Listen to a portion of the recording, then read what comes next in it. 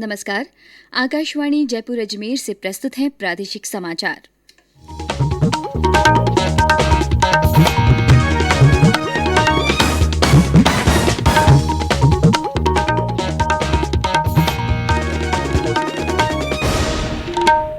समाचारों के साथ मैं माधुरी वशिष्ठ। मॉडिफाइड लॉकडाउन 2 के तहत बाजार अब सुबह 6 बजे से शाम 4 बजे तक खुले रहेंगे। वहीं वीकेंड कर्फ्यू की अवधि भी एक दिन कम कर दी गई है। यह कर्फ्यू अब शुक्रवार शाम 5 बजे से सोमवार सुबह 5 बजे तक रहेगा।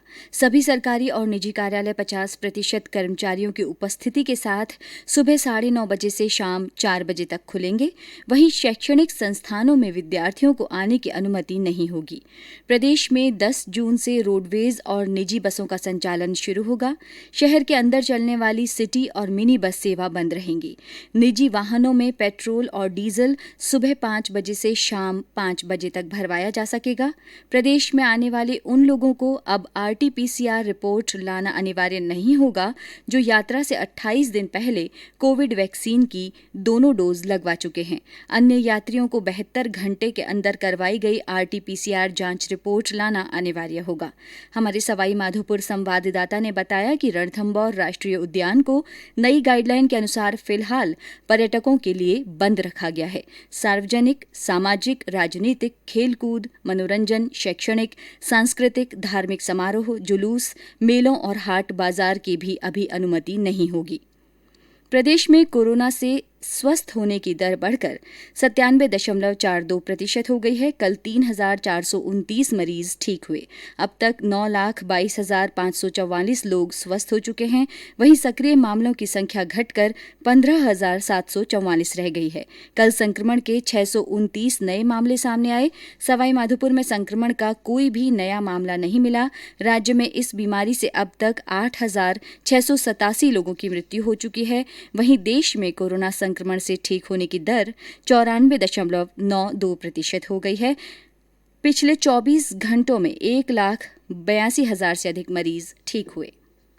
प्रदेश में कोरोना संक्रमण की रोकथाम के लिए भामाशाह और सामाजिक संस्थाएं लगातार सहयोग कर रही हैं। इसी कड़ी में भरतपुर शहर में RBM अस्पताल के लिए दानदाताओं ने 4,000 चादरें और 50 व्हील चेयर प्रदान की हैं।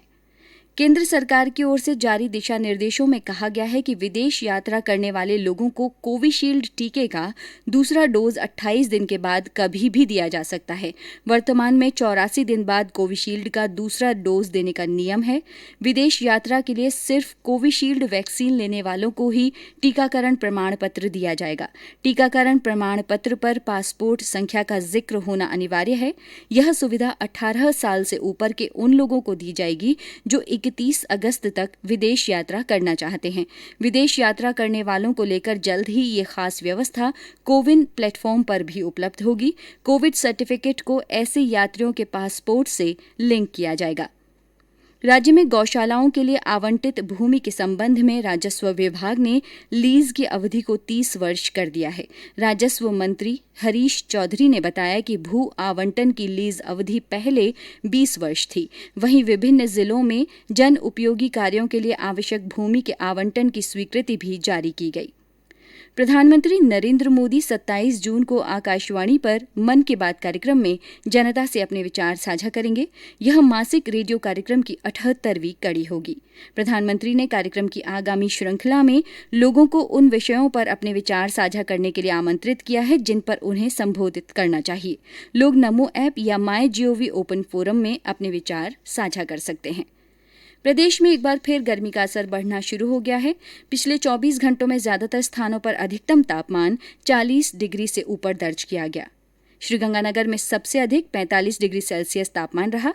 इसके अलावा करौली में 43.7, चूरू में 43.3, पिलानी में 43.3, धौलपुर में 42.9, बूंदी में 42.8 डिग्री सेल्सियस तापमान रिकॉर्ड किया गया।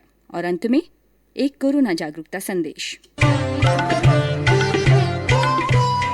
कोविड-19 से बचाव और सुरक्षित रहने के 3 उपाय। मास्क लगाएं, 2 गज दूरी है जरूरी, सुरक्षित दूरी रखें, हाथ और मुंह साफ रखें। इसी के साथ प्रादेशिक समाचार बुलेटिन समाप्त हुआ। हमारा अगला बुलेटिन राजस्थानी में दोपहर 3 बजे प्रसारित होगा। नमस्कार।